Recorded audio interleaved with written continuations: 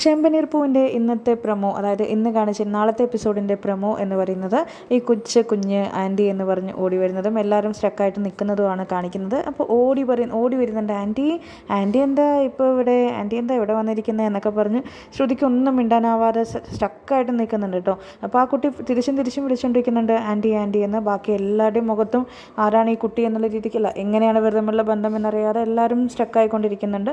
അപ്പോൾ എന്നിട്ട് ചോദിക്കുന്നുണ്ട് ആൻറ്റി എന്താ ഒന്നും മിണ്ടാത്ത, ആൻറ്റി എന്തെങ്കിലും ഒന്ന് പറ, ആൻറ്റി എന്താ ഒന്നും മിണ്ടാത്തതെന്ന്.